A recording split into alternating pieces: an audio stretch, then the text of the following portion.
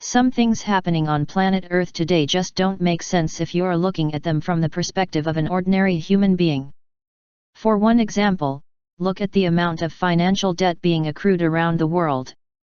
We're talking trillions and trillions of dollars.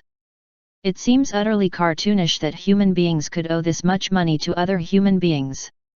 The numbers actually make more sense if consider that our creditors may actually be off-planet entities.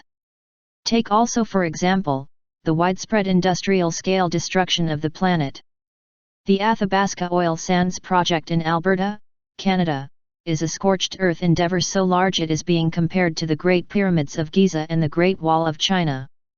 Mountaintop removal in the Appalachians, the end of the Amazon, such callousness about Fukushima, none of it makes sense.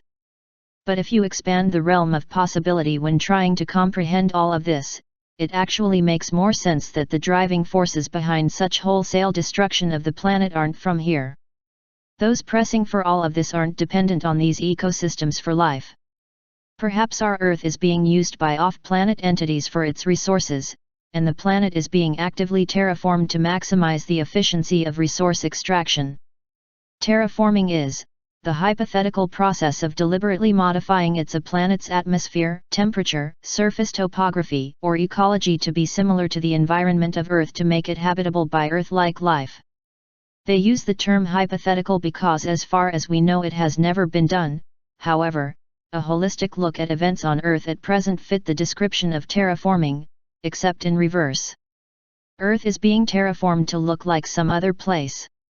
Writer V. Susan Ferguson wonders if an extraterrestrial race is already here, in the millions, and if the planet is being altered to be more favorable to their particular needs. They are terraforming our Earth to make it suitable for the hybrids that are now said to number in the millions. A planet that has been slowly chemically altered, made physically denser, warmer, drier, and slightly more radioactive and methane-rich is evident. The insanity of building nuclear power plants next to ocean shores as in Fukushima show an intent to increase radiation. The melting of the Arctic, Greenland, and Antarctica is causing the release of vast amounts of methane. Are the hybrids immune to large amounts of radiation and methane? Do aluminum-resistant GMOs agree with their immune systems?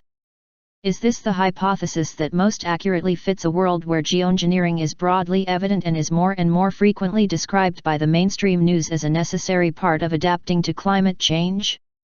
Unknown to most, it became exceedingly clear by approximately 2025 that governments had in fact geoengineered Earth's atmosphere, its oceans, and the planet's electromagnetic grid to facilitate the use of scalar and sonic technology in such a way as was harmful and in some cases detrimental globally.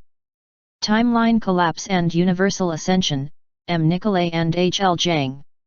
These projects are so massive and involve complex cooperation between industry and government. Regarding the amount of investment it takes to finance projects like these, Timothy Good in his book Earth an Alien Enterprise, The Shocking Truth Behind the Greatest Cover-Up in Human History quotes William J. Pollock, a former U.S. Air Force computer and programming specialist. What concerns me is when these projects go beyond black people with ulterior motives have gotten in control of these projects and/or the funding of them, and/or the ability of what is really scary, to write their own unlimited checks with no recourse to anybody. They are not even a budget item anymore. They literally authorize the Treasury to cut them checks, and it becomes evident that they have agendas that are independent of the goals of the United States. And the attitude is seemingly one of control, power and control. William J. Pollock. Meanwhile, the demolition of the environment only accelerates, and all the while it appears that nature is somehow being weaponized so that both the weather and the Earth's electromagnetic field can be utilized for geopolitical ends. Regarding the use of technology to reshape the Earth's electromagnetic environment, Ferguson refers to Nicolay. Nicolay says that perhaps the most destructive use of these technologies that have weaponized our atmosphere is the use of the Earth itself as a medium for transmitting massive scalar and electromagnetic energy waves that could silently be used for enormously destructive purposes anywhere in the world. Awareness of the potential for bullying countries into agreements regarding trade and military installations can be considered when we read of unprecedented anomalous hurricanes, tsunamis, floods, droughts, and bizarre firestorms. They blame these occurrences on global warming, which then justifies more geoengineering. Read between the lines. Our planet is dying. Nicolay, by the mid to late 2010s hardly any region on Earth was free of the newly ionized and metallized atmosphere, or by virtue of particle fallout, the ionization of the electromagnetic grid system of the planet. Earth itself, and its atmosphere, are now the ideal medium for the transfer of vast waves of scalar energy, which could be used to control weather patterns, control natural phenomena, or directed and delivered with near pinpoint accuracy and devastating results. Final thoughts. There is something to think about here.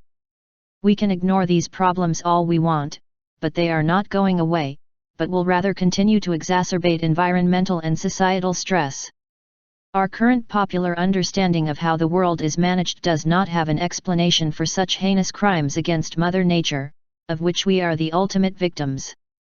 Could there be some sort of extraterrestrial or breakaway civilization having its way with this planet, for some end which we cannot be allowed to know for certain?